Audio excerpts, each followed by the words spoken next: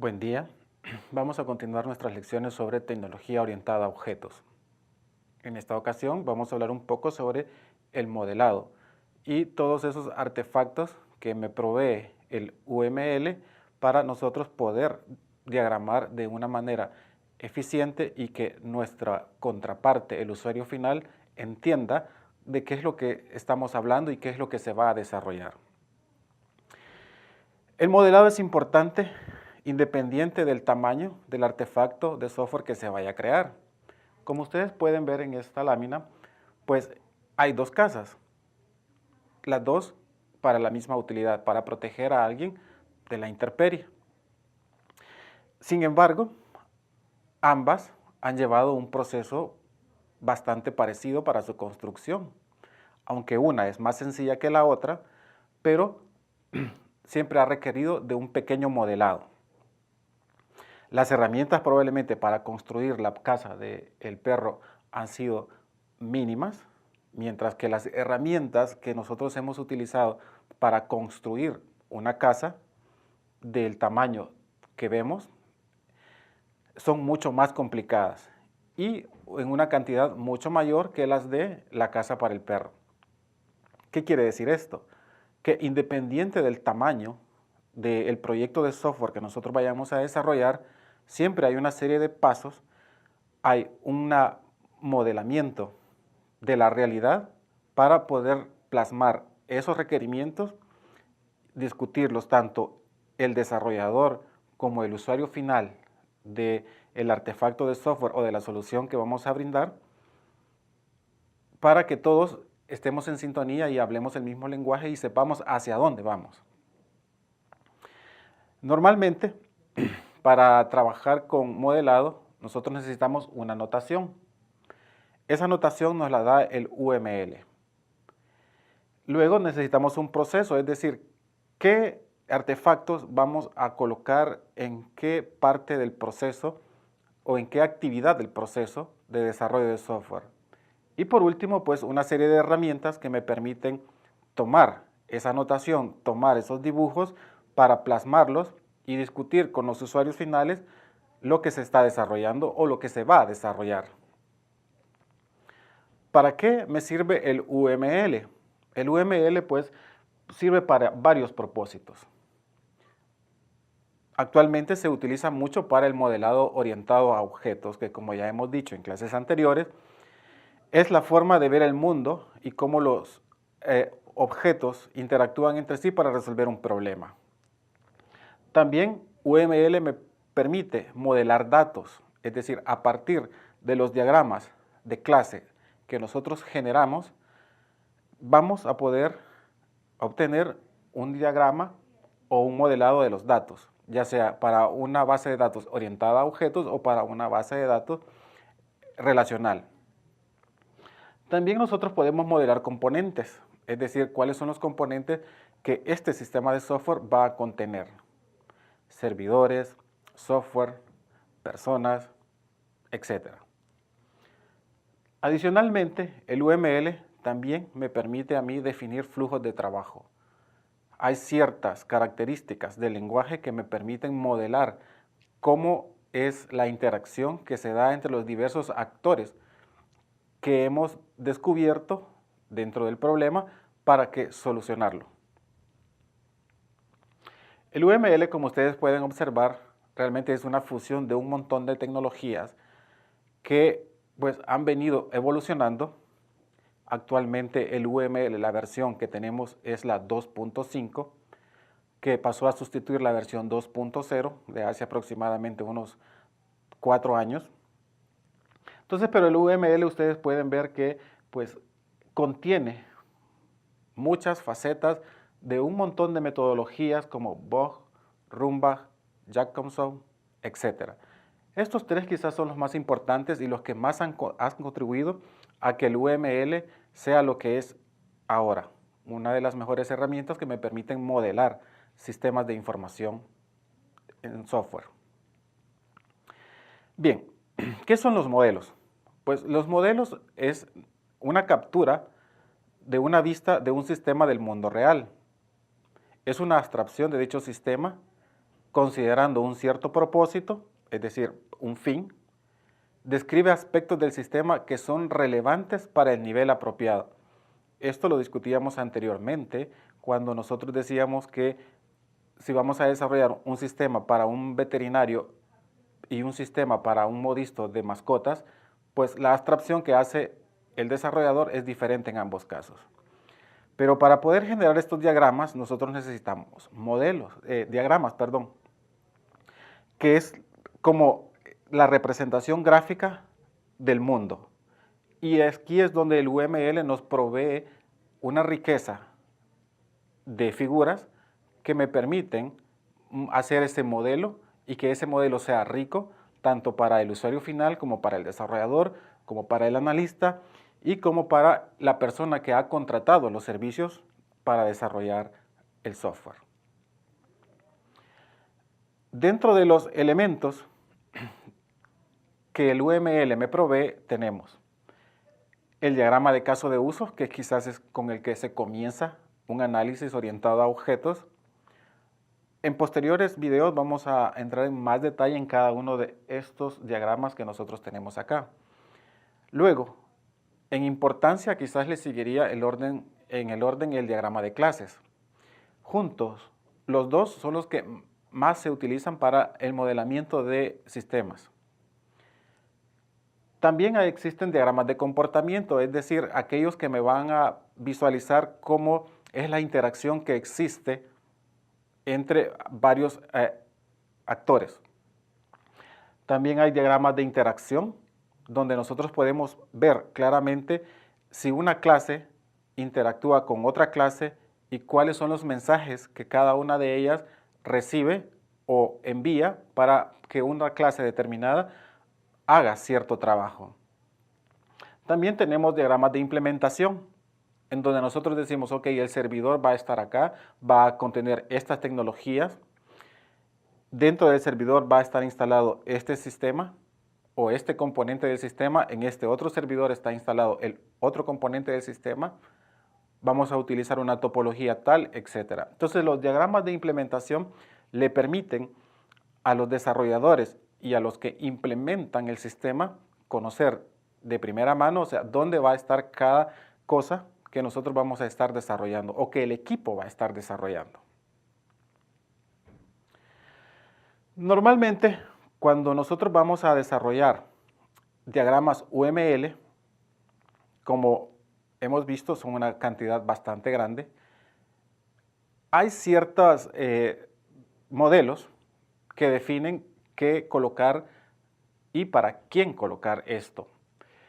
Quizás el modelo que más se utiliza es este que ustedes ven acá, el modelo de las 4+1 vista, en donde ustedes colocan una vista lógica del sistema, es decir, todo aquello que ustedes han abstraído de la realidad, las clases, por ejemplo, que me dice, o sea, cuáles son las que intervienen para solucionar el problema. El diagrama de caso de uso, por ejemplo, también se utiliza en la vista lógica. También la vista de realización, en donde nosotros tenemos diagramas de iteración, ¿verdad?, entre las diversas clases. Vista de procesos, en la cual nosotros también podemos incluir los casos de uso, las vistas de distribución o las de despliegue, tal y como lo habíamos mencionado anteriormente, en la cual pues nosotros tenemos en qué lugar va a estar cada componente. Y la vista de caso de uso, que como ustedes pueden observar, quizás es la que más se utiliza para poder diagramar las otras 4 vistas que ustedes tienen ahí. Este modelo es utilizado por muchas empresas de desarrollo de software muy fuertes, entre ellas Hewlett Packard, que es quien básicamente pues, presentó este modelo como un estándar para que se utilice dentro de lo que es la industria. Vean, el modelo conceptual del UML, como ustedes pueden ver, pues tiene ciertos bloques básicos que nosotros los debemos de conocer para comenzar a diagramar. Tiene las reglas o la sintaxis que me permite utilizar cada uno de esas figuras y en el orden en el cual van a ser colocadas. Y luego algunos mecanismos comunes, o sea, que tenemos para posiblemente agrandar el conjunto de figuras que nosotros tenemos o para colocar comentarios, etcétera, etcétera. Entonces el modelo conceptual del UML básicamente tiene esto, ¿no? Las figuras, la forma en cómo, sintaxis de cómo nosotros vamos a trabajar con esas figuras y cómo extendemos estos diagramas de UML.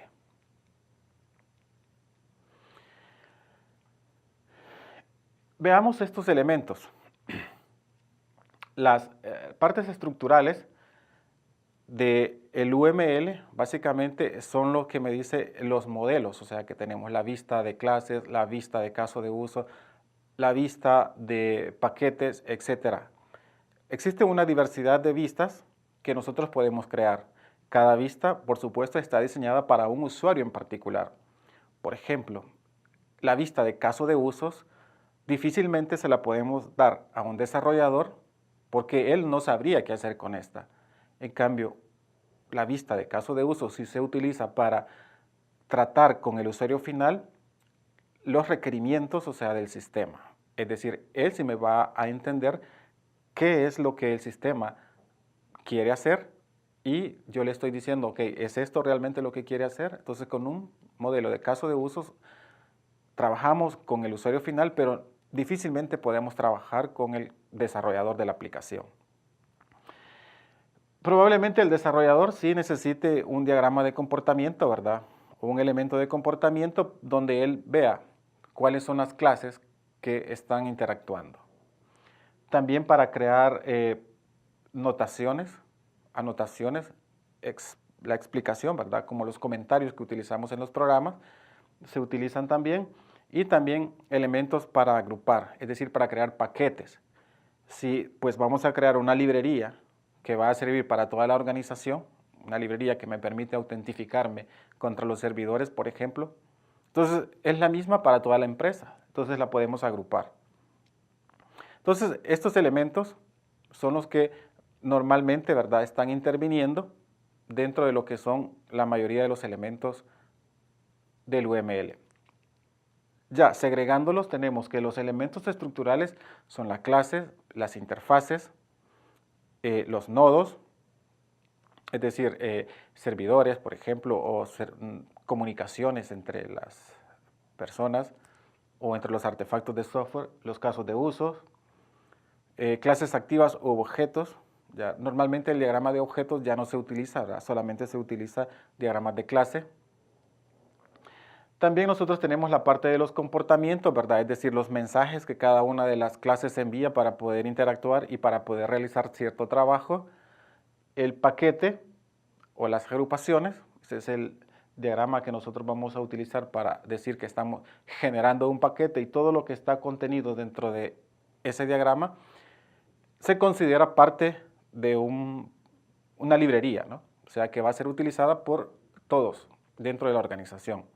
Y las anotaciones que son para pues, describir un poco más cada una de las clases o cada uno de los casos de uso, etcétera, ¿no? Esto es comentarios básicamente que se añaden a cada uno de los diagramas que nosotros vamos a estar diseñando.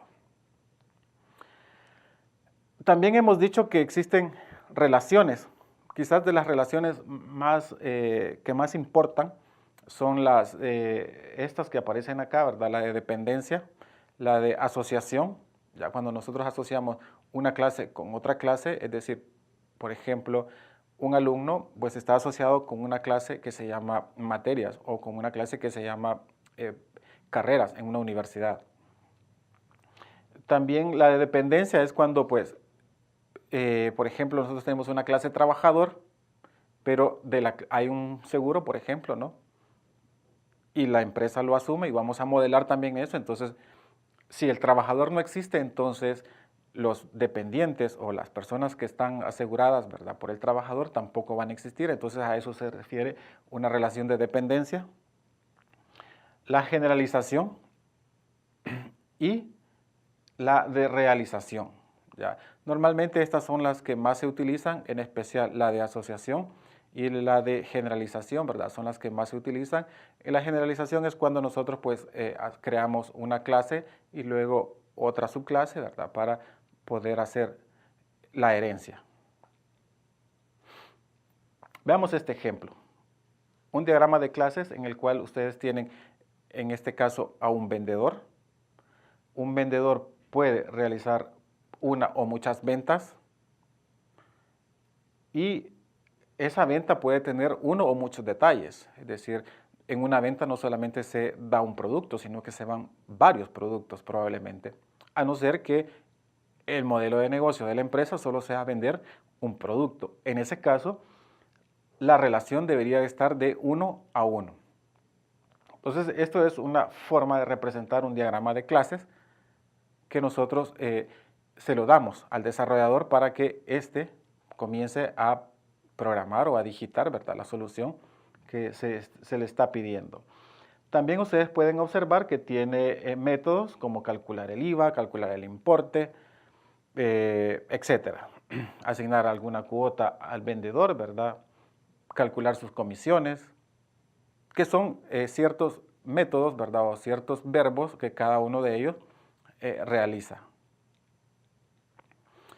Para los diagramas de caso de uso, pues utilizamos esta notación, un muñequito que representa el actor de una tarea que se va a realizar dentro de lo que es el sistema, ¿verdad? El círculo que representa el caso de uso, ¿verdad? Es decir, si el caso de uso, por ejemplo, se llama realizar venta, entonces colocamos realizar venta. Y además los límites del sistema, ¿verdad?, se colocan en un rectángulo. También existen algunas reglas, ¿verdad?, de asociación entre los actores y algunos casos de uso, por ejemplo, los extend y los include, que son formas de decir que hay, en el caso del extend, que un caso de uso puede extenderse a, por ejemplo, yo puedo estar en una tienda virtual revisando productos. Y si un producto me gusta y lo quiero adquirir, entonces el caso de uso es revisar productos en la tienda. Entonces yo puedo extender el caso de uso revisar productos en la tienda a adquirir producto. Es decir, no debería de irme a otra opción para poder hacer la compra, sino que desde ese mismo caso de uso yo puedo llamar al otro caso de uso para que se pueda realizar. E include es algo que se debe de hacer forzosamente. Por ejemplo, para realizar la impresión de un cheque, podríamos decir que el usuario debe de estar siempre registrado dentro de lo que es el sistema. Entonces, se incluye el módulo de autentificación del sistema para que pueda imprimir cheques. Este es un ejemplo de diagrama de colaboración en el cual pues nosotros tenemos diferentes actores o diferentes clases, ¿verdad? O sea, que hemos identificado dentro de lo que es el problema. Y en un diagrama de colaboración, si ustedes observan, hay una secuencia que comienza desde el 1, donde arranca la aplicación. 2, se digita el tipo de movimiento que se quiere hacer, ¿verdad?, con el cajero. El número de cuenta, el tipo de documento que está presentando, ¿verdad?, el número de cheque probablemente, ¿verdad?, etcétera. Si es con cheque, entonces viene y ejecuta estas opciones que ustedes tienen aquí abajo, ¿verdad? Validamos que el cheque no se haya sido robado. Verificamos que el cheque no haya sido cancelado también, ¿verdad?, etcétera. Hay un montón de actividades que se pueden ver dentro de que es un diagrama de colaboración.